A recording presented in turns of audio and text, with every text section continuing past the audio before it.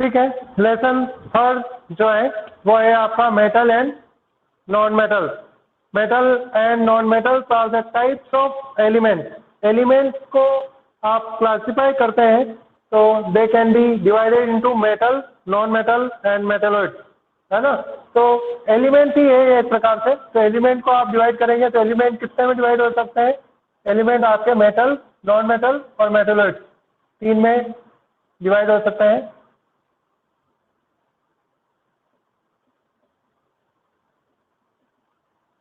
ठीक है, तो elements are metal, they are also non metals and metalloids. Elements are the class of, यहाँ elements are the substance which are made up of similar type of atoms. ऐसे substance जो एक ही प्रकार के atoms से बनते हैं उनको अपन एलिमेंट्स कहते हैं। और एलिमेंट्स की ही पीरियोडिक टेबल जो आपके फिफ्थ लेसन में है, lesson number 5, periodic classification of elements. तो किसका क्लासिफिकेशन है वो? एलिमेंट्स का। तो उस पूरी पीरियोडिक टेबल में आपको मेटल मिलेंगे, नॉन मेटल मिलेंगे और मेटलॉइड्स मिलेंगे, है ना। तो आपको पहले लेसन पढ़ने से पहले आपको पीरियोडिक टेबल के अंदर मेटल और नॉन मेटल की क्या पोजीशन है वो बिल्कुल आपको पता होनी चाहिए। जो आपकी पीरियोडिक टेबल है उसके अंदर 7 पीरियड्स हैं और 18 ग्रुप्स हैं, है ना। फर्स्ट से लेकर इधर, तो उस साइड में आपको राइट हैंड साइड में, पीरियोडिक टेबल के राइट हैंड साइड में आपको सारे नॉन मेटल मिलेंगे और लेफ्ट हैंड साइड में सभी मेटल्स मिलेंगे, है ना। तो एस ब्लॉक है, बी ब्लॉक है और कुछ सी ब्लॉक के अंदर है वो सारे मेटल्स हैं और बाकी के सी ब्लॉक के अंदर सारे मेटलॉइड्स और नॉन मेटल्स दोनों आते हैं, है ना। तो मेटल्स लेफ्ट हैंड साइड में, non metals right hand side में, और उन दोनों को सेपरेट करने वाले मेटलॉइड्स होते हैं। तो इस लेसन में केवल आप मेटल और नॉन मेटल्स के बारे में पढ़ेंगे कि आप एलिमेंट्स को क्लासिफाई मेटल और नॉन मेटल में करते कैसे हैं। आपको कैसे पता है कि ये एलिमेंट मेटल है और ये नॉन मेटल है? तो उसको क्लासिफाई करने के लिए आप फिजिकल एंड केमिकल प्रॉपर्टीज का सहारा लेते हैं, है ना। फिजिकल प्रॉपर्टीज क्या होती है?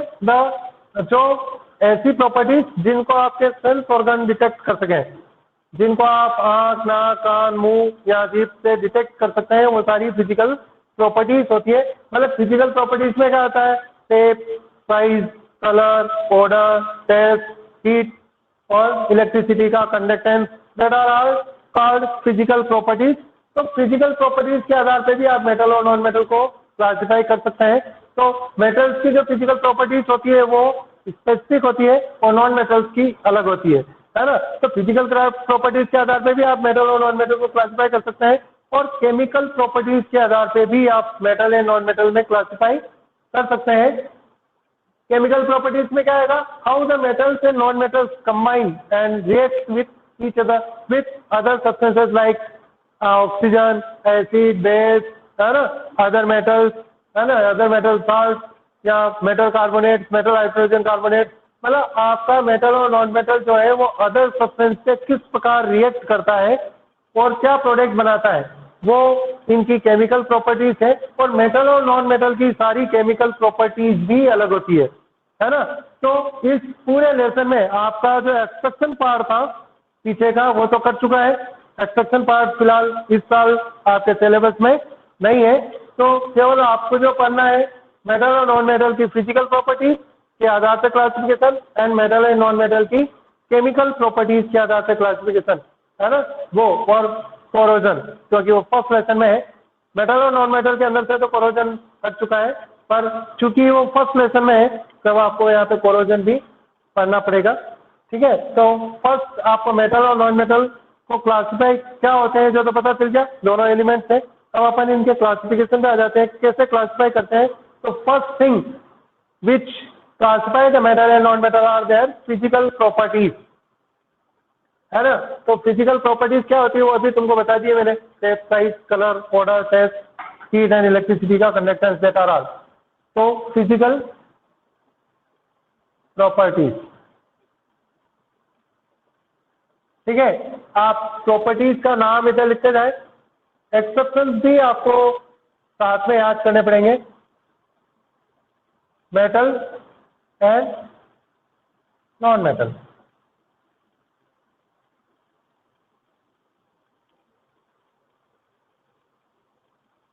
ठीक है। फर्स्ट जो आपकी प्रॉपर्टी है वो स्टेट। स्टेट मीन्स कौन सी स्टेट होती है? State of matter. State of matter में भी सॉलिड, लिक्विड और गैस, जो जनरली मेटल्स होते हैं, मेटल और नॉन मेटल, मतलब स्टेट का मतलब होता है मैटर की स्टेट तीन प्रकार की हो सकती है, या तो वो सॉलिड होगा, या लिक्विड होगा, या गैस होगा। तो स्टेट के आधार पे सभी मेटल जनरली सॉलिड होते हैं। एक्सेप्शन जो है वो आपको साथ में लिखो, है ना। Exception is mercury that is liquid at room temperature, ये एक्सेप्शन है। बाकी के सभी मेटल जनरली सॉलिड होते हैं। और एक आपका एक्सेप्शन है जो मर्क्यूरी है, और mercury is liquid at room temperature. State के अंदर इनकी जो स्टेट आएगी वो या तो ये सॉलिड होंगे, या लिक्विड होंगे, या गैस होंगे, है ना। सॉलिड के अंदर कौन कौन सा होता है? कार्बन, फॉस्फोरस, सल्फर और iodine. Carbon, phosphorus, sulphur and iodine are the solid non metal. Liquid non metal जो है वो आपका ब्रोमीन, यार, और बाकी की गैसेज जैसे है, जैसे H2, O2, N2, है ना, हीलियम, टेट्राल गैसेस, है ना। तो ये सभी नॉन मेटल की स्टेट है। स्टेट के आधार से समझ में आ गया। जनरली सारे मेटल सॉलिड होते हैं except mercury which is liquid at room temperature. Non metal solid, liquid और गैस सभी होते हैं। सॉलिड नॉन मेटल जो है वो आपका कार्बन, फॉस्फोरस, सल्फर और आयोडीन।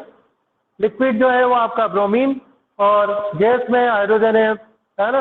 हाइड्रोजन के अलावा आपका ऑक्सीजन है, नाइट्रोजन है, हीलियम है, नियोन है, क्रिप्टॉन है, जेनॉन है, रेडॉन है, ये सभी की सभी गैसेस है। तो नॉन मेटल में जनरली ज्यादातर गैसेस होती है, सॉलिड और लिक्विड कम है। लिक्विड तो एक है, सॉलिड केवल 4 है, बाकी की सब जनरली सब क्या होती है? गैसेस होती है। ये फर्स्ट आपका स्टेट आ गया। फिर दूसरी आती है हार्डनेस। वो हार्डनेस, कितने हार्डनेस होती है? तो हार्डनेस मीन्स ये सभी हार्ड होते हैं। और नॉन मेटल जनरली क्या होते हैं? ब्रिटल होते हैं, सॉफ्ट एंड ब्रिटल। ये आपका फर्स्ट और ये आपका सेकंड, है ना। Soft and brittle generally metal सभी हार्ड होते हैं, है ना। एक्सेप्शन यहाँ पे भी है। एक्सेप्शन कौन कौन से है? जैसे सोडियम एंड पोटेशियम, वो सॉफ्ट है, जिनको आप नाइफ से कट कर सकते हैं। बिल्कुल आप पनीर काटते हैं वैसे आप इन सोडियम और पोटेशियम को बिल्कुल कट कर सकते हैं, है ना। पर यहाँ पे सभी सॉफ्ट और ब्रिटल होते हैं। पर यहाँ पे कार्बन का जो एलोट्रोप है, डायमंड, वो एक्सेप्शन है। वो हार्डेस्ट सब्सटेंस है। The hardest substance which are known at present is diamond. सबसे हार्डेस्ट सब्सटेंस जो है वो आपका कार्बन का एलोट्रोप है, जो डायमंड है। डायमंड देखो, आप एलिमेंट नहीं मान सकते हैं, डायमंड एलिमेंट नहीं है, पर आप इसको इसके अंदर इसलिए रख रहे हैं क्योंकि डायमंड के अंदर केवल कार्बन ही होता है। फॉर्म अलग हो सकती है, एलोट्रोप है कार्बन का, तो कार्बन ही है वो। कार्बन की शेप, कार्बन के मॉलिक्यूल जो अटैच होते हैं, कार्बन के एटम्स जो अटैच होते हैं, उसकी वजह से डायमंड, ग्रेफाइट और फुलडिन बनते हैं, जिनको एलोट्रोप कहते हैं। इसीलिए आप इनको इसके अंदर रख सकते हैं, तो वो आपका एक्सेप्शन है। फिर लस्टरनेस आ जाती है। लस्टर, है ना। तो जो मेटल्स हैं वो लस्ट्रस होते हैं। सारे मेटल जनरली लस्ट्रस होते हैं, सबके अंदर चमक होती है। केवल एक लेड है जिसके अंदर लस्ट्रसनेस नहीं होती है, बाकी सभी लस्ट्रस होते हैं। इसके अंदर नॉन लस्ट्रस होते हैं, ये जनरली चमक नहीं शो करते हैं। पर यहाँ एक्सेप्शन कौन सा है? आयोडीन। आयोडीन शो लस्टरनेस, है ना। इट इज आयोडीन एक अच्छा लस्टरस एलिमेंट है जो अच्छी चमक रखता है, पर वो नॉन मेटल है। अब आप यूँ सोच सकते हैं कि इसके अंदर लस्टर है तो आपने इसको मेटल क्यों नहीं माना? तो उसका रीजन केवल ये है कि मेटल और नॉन मेटल को क्लासिफाई करने का तरीका ये है कि ज्यादातर प्रॉपर्टीज वो शो करने चाहिए, नहीं कि एक या दो, है ना। Maximum most of the properties जो शो करेगा वो मेटल रहेगा, और most of the properties show नहीं करेगा, और केवल एक या दो प्रॉपर्टीज मेटल के अगर कोई नॉन मेटल शो करता है, इसका मतलब वो मेटल नहीं हो सकता। है ना। मेटल्स तभी कंसिडर करेंगे जितनी प्रॉपर्टीज आप यहाँ पढ़ेंगे उनमें से मैक्सिमम प्रॉपर्टीज वो शो करना चाहिए। एक दो नहीं करे वो अलग मैटर है, बाकी जनरली सारी प्रॉपर्टीज को शो करना चाहिए तब वो मेटल है। ऐसा नहीं कि केवल लस्टरनेस शो कर रहा है आयोडीन तो उसको आप मेटल मान लेंगे, नहीं मानेंगे। क्यों नहीं मानेंगे? क्योंकि वो बाकी की प्रॉपर्टीज शो नहीं करता है। वो आपका हार्ड नहीं हो सकता, इसके अलावा इलेक्ट्रिकल और उसका कंडक्टेंस नहीं है, मेलेबल नहीं है, डक्टाइल नहीं है, कुछ नहीं है, बाकी की प्रॉपर्टीज शो नहीं करता है, इसलिए उसको आप नॉन मेटल के अंदर ही रखेंगे भले ही उसके अंदर लस्टर्स है। सर ठीक है। एक सर ये आयोडीन के साथ डायमंड लिख सकते हैं या नहीं लिख सकते हैं?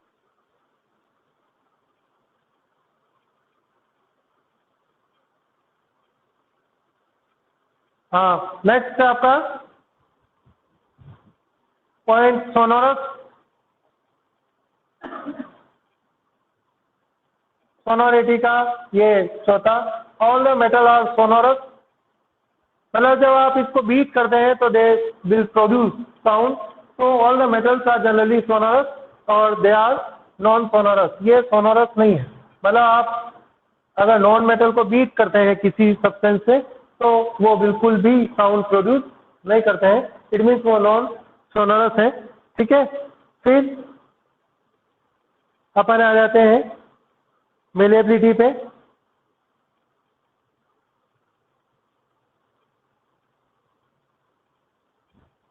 फिफ्थ पॉइंट है malleability. All the metals are malleable in nature. सभी मेटल मेलेबल्स होते हैं। It means they can be drawn into the sheet if they are beaten with it, है ना। if the metals are beaten they can be drawn into the sheet. That is property, this property is called as malleability, and all the metals are malleable. It means all the metals can be changed into the sheet by beating. अगर आप metals को beat करते हैं तो उनको आप sheet में बदल सकते हैं और इसीलिए सभी metals generally malleable होते हैं, है ना। ये जनरली नॉन मेलेबल है, इनको आप शीट में चेंज नहीं कर पाएंगे, है ना। तो ये नॉन मेलेबल है। और सभी नॉन मेटल नॉन मेलेबल है, उनको आप बिल्कुल शीट में कन्वर्ट नहीं कर पाएंगे। सबसे ज्यादा मेलेबल जो मेटल है वो है आपका गोल्ड, है ना। गोल्ड सबसे ज्यादा मेलेबल है, उसके बाद सिल्वर, है ना। तो गोल्ड मोस्ट मेलेबल मेटल है और इसीलिए इसके ज्वेलरीज बनती है और इससे आप शीट या कुछ भी बनाना चाहें आराम से बना सकते हैं। मेलेबल और डक्टाइल दोनों में गोल्ड ही आएगा, है ना। तो नेक्स्ट जो आती है आपकी ductility.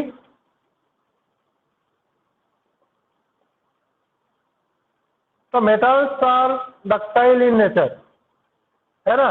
Means they can be drawn into wires.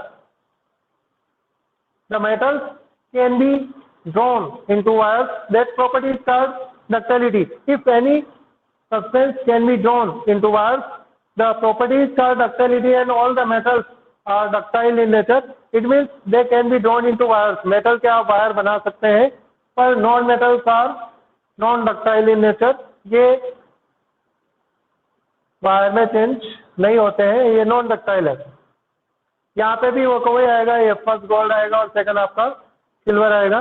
Gold के आप बिल्कुल पतले वायर बना सकते हैं और इसीलिए इसका ज्वेलरी के अंदर यूज करते हैं। कभी कभी क्वेश्चन पूछता है जैसे why the gold is use in jewelleries, तो दो रीजन है। ये सबसे ज्यादा मेलेबल और डक्टाइल होता है, तो आप इसके बिल्कुल पतले से पतले वायर बना सकते हैं और शीट भी बना सकते हैं। और दूसरा ये लस्ट्रस मेटल है, काफी तेज चमकने वाला मेटल है और इसलिए अपन जनरली गोल्ड और सिल्वर के ये बनाते हैं, है ना, ज्वेलरीज बनाते हैं। तो मेलेबल और डक्टाइल समझ में आ गया। ठीक है। अब नेक्स्ट है conductance of heat and electricity. Conductance heat. So metals are the good conductor of heat and जो नॉन मेटल है that are bad conductor of the heat, है ना। metals, all the metals conduct heat, they can conduct heat. तो सभी metals generally conductor होते हैं और वो कंडक्ट करते हैं, पर नॉन मेटल जनरली हीट का कंडक्टेंस नहीं करते हैं। ठीक है। और इसके अंदर अगर आप इलेक्ट्रिसिटी का ले लेते हैं तो next conductance of electricity. Metals are good conductor. Metals जो होते हैं वो गुड कंडक्टर है किसके, इलेक्ट्रिसिटी के, और ये जो है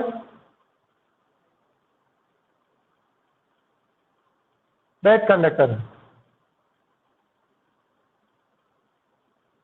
इधर एक सबसे गुड कंडक्टर कौन सा आता है, सिल्वर। सबसे लीस्ट कंडक्टर कौन सा आता है, लेड, है ना। The best conductor among the metals which is the conductor of electricity is silver, है ना। फिर copper and then aluminium, copper आता है फिर एल्यूमिनियम आता है। पर आप सिल्वर को यूज नहीं करेंगे क्योंकि ये कॉस्टली मेटल है और जनरली आप इसको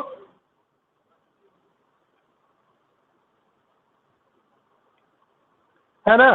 तो ये सिल्वर को आप इसलिए यूज नहीं करते क्योंकि ये कॉस्टली मेटल है, तो इस कॉस्टली मेटल को आप यूज नहीं कर पाएंगे भले ही ये अच्छा कंडक्टर है, क्योंकि इससे जो इलेक्ट्रिकल अप्लायंसेस है उनकी कॉस्ट बहुत ज़्यादा बढ़ जाएगी, है ना। तो वो अफोर्डेबल नहीं रहेगी और इसीलिए अपन सिल्वर का यूज नहीं करके कॉपर और एल्यूमिनियम का उपयोग करते हैं, है ना। तो बाकी ये नहीं है कि copper is the best conductor, silver is the best conductor of electricity. Lead जो है वो लीस्ट कंडक्टर है। बेस्ट कंडक्टर होते हैं सारे नॉन मेटल, इसमें भी कार्बन का एलोट्रोप है ग्रेफाइट, वो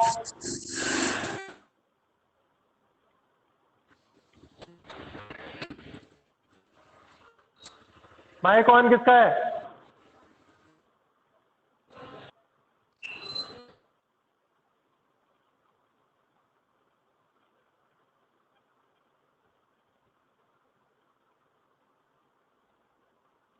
बेस्ट कंडक्टर है नॉन मेटल, पर ग्रेफाइट उसका एक्सेप्शन हो सकता है, एक्सेप्शन ही है। जो बेस्ट कंडक्टर है, जो कंडक्ट करता है हीट को, ठीक है ना। तो ये सारी प्रॉपर्टीज जो है उसके आधार पे आप मेटल्स और नॉन मेटल को क्लासिफाई कर सकते हैं। एक प्रॉपर्टी और हो सकती है melting point and boiling point.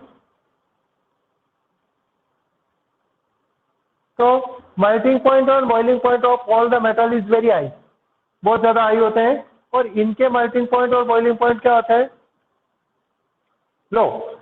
Melting point और बॉइलिंग पॉइंट जो है आपके मेटल्स के जनरली हाई होते हैं, है ना। पर सीजियम और गैलियम जो मेटल है वो ऐसे मेटल हो सकते हैं जिनको अगर आप आपकी हथेली पे रखते हैं तो हथेली पे वो क्या हो सकते हैं, मेल्ट हो सकते हैं। तो उनका बॉइलिंग पॉइंट मेल्टिंग पॉइंट थोड़ा कम है, वो एक्सेप्शंस है, वो आपके गैलियम एंड सीजियम, ये आपके दो एक्सेप्शंस है। ये मेल्ट इन पाम, जो आपकी हथेली है उसमें जो हीट होती है उस हीट को पाकर भी ये मेल्ट हो सकते हैं। तो जनरली बाकी सभी मेटल्स का मेल्टिंग पॉइंट और बॉइलिंग पॉइंट दोनों बहुत ज़्यादा हाई होता है। एक्सेप्शन तो आपके गैलियम और सीजियम है, जहाँ पे उनका मेल्टिंग पॉइंट इतना कम है कि अगर आप उनको आपकी हथेली पे रखेंगे और हथेली को बंद कर देंगे तो हथेली के अंदर जो हीट है वो हीट एफिशिएंट है उनको मेल्ट करने के लिए, और वो लिक्विड स्टेट में आ जाते हैं। अदरवाइज बाकी मेटल्स को आपको लिक्विड स्टेट में लाने के लिए बहुत ज़्यादा मेहनत करनी पड़ेगी। इधर एक्सेप्शन से डायमंड, डायमंड बहुत ज़्यादा मेल्टिंग पॉइंट होता है ना। तो वो एक्सेप्शन मान सकते हैं हाई हाई होता है इसका, डायमंड का, ठीक है ना। तो वो एक्सेप्शन हो सकता है। फिर आप ऑक्साइड्स ले सकते हैं, नेचर ऑफ ऑक्साइड। तो all the metal form basic oxide, basic generally basic बनाते हैं। देखो ऑर्थोटेरिक भी बना सकते हैं, ऐसा नहीं सभी बेसिक बनाते हैं। Generally metal form basic oxide, है ना। इसका मतलब ये नहीं बेसिक ही बनाते हैं, एम्फोटेरिक भी बनाते हैं, पर अपन जनरल टर्म में लेते हैं तो वो बेसिक ऑक्साइड बनाते हैं। और all the non metal will form acidic oxide, सभी नॉन मेटल जो होते हैं वो एसिडिक ऑक्साइड बनाते हैं, है ना। तो ये सभी टर्म्स आपका पूरा फिजिकल प्रॉपर्टीज हो गई। बुक के अंदर आपको एक्सेप्शंस दे रखे हैं पेज नंबर 39 पे। देखो फर्स्ट पॉइंट दे रखा है, all the metal except mercury exist as a solid, और ये उसको दे रखा है। हायर मेल्टिंग पॉइंट में एक्सेप्शन दे रखा है गैलियम और सीजियम का, जो लो मेल्टिंग पॉइंट शो करते हैं, है ना। और iodine is a non metal, वो एक एक्सेप्शन है जो लस्ट्रस होता है। कार्बन का डिफरेंट फॉर्म्स होते हैं जिनको एलोट्रॉप्स कहते हैं, जैसे डायमंड है, ये हार्डेस्ट सब्सटेंस है, सबसे ज्यादा नेचुरल सब्सटेंस नॉन, एंड सबसे ज्यादा इसका बॉइलिंग पॉइंट और मेल्टिंग पॉइंट भी सबसे ज्यादा होता है डायमंड का, मेटल से भी ज्यादा होता है ना, फिर भी ये नॉन मेटल है। ग्रेफाइट जो वो भी कार्बन का एलोट्रॉप्स है, पर वो गुड कंडक्टर है इलेक्ट्रिसिटी का, तो वो इलेक्ट्रिसिटी के में आपका एक्सेप्शन है नॉन मेटल के अंदर।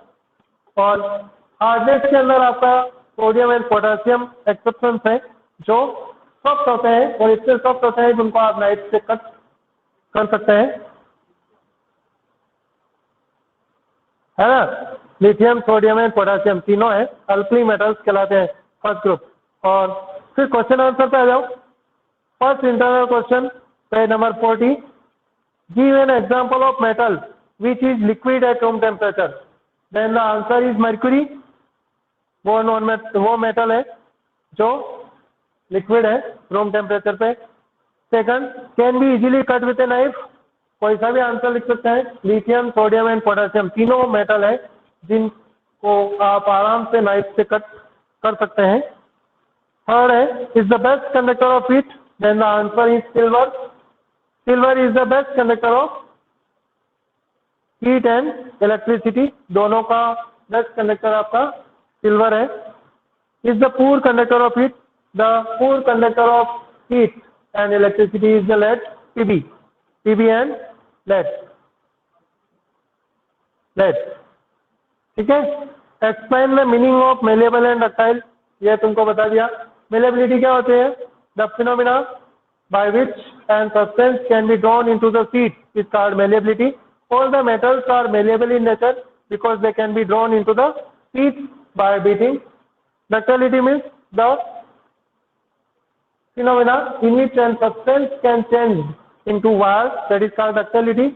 All the metals are ductile in nature because they can be converted into a wire, so they are ductile in nature.